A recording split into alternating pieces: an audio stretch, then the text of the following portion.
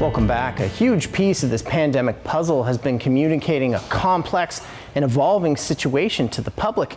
And what makes it even tougher is, depending on where you get your information, the message being presented is a lot different. We've seen the fallout from occupations in Ottawa to a growing movement of anti-vaxxers and lots of mistrust in the media. The challenge for journalists like us and everyone watching at home is how to filter through all the available information on COVID-19 and know what is truth and what is just misinformation. For more on this, I'm joined by Brent Jolly. He's the president of the Canadian Association of Journalists. Brent, thanks for joining us. What did we learn about the power and dangers of misinformation during the pandemic? Yeah, well, we've learned so far, I think, that the power of misinformation has the ability to change people's minds and to sort of twist their senses of reality in completely unexpected and, quite frankly, unreal ways. I mean, we've seen in many respects the progressive crumbling of the common foundation of facts that's really at the bedrock of our democracy. And, you know, this is something that we really have to figure out, you know, and as misinformation is sort of contaminating our information ecosystem, it's definitely pushing us further and further apart. And sort of that middle ground that we once had to understand each other and to talk to each other is certainly getting smaller and smaller. And it seems like we're now in a world where the power of fact isn't as powerful as it was, you know, just a few years ago. Yeah, absolutely. I mean, we've seen there's a few reasons behind that. I mean, there's the crumbling and changing of business models that have left a lot of community newspapers, for example, having to furlough employees. The power of tech giants, where there are, weaponized information on an unprecedented scale to amplify, falsehoods and, political propaganda and misinformation, I think are really critical.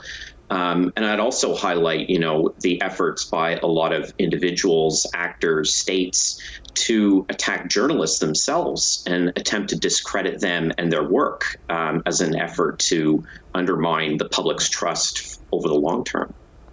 And there certainly does seem to be a real lack of trust in the media and government institutions now. Why do you think we've come to this point?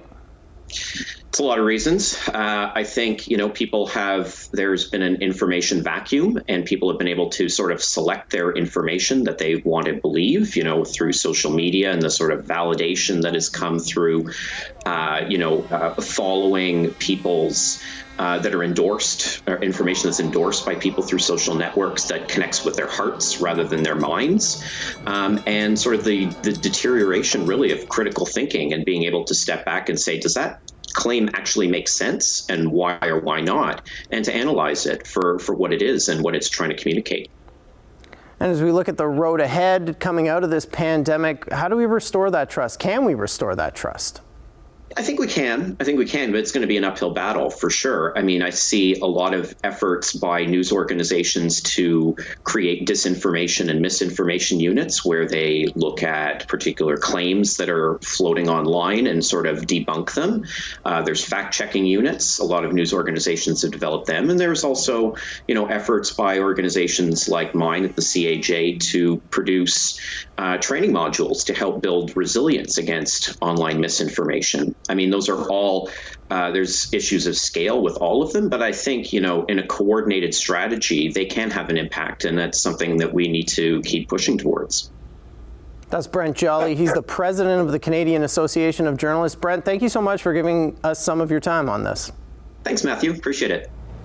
As we look ahead to a post-pandemic life, it's clear that the aftermath of COVID-19 will be with us for years to come, inside our homes, our businesses, our hospitals, our airports, and even here inside our newsroom, as we work to bring you the latest on our recovery every day.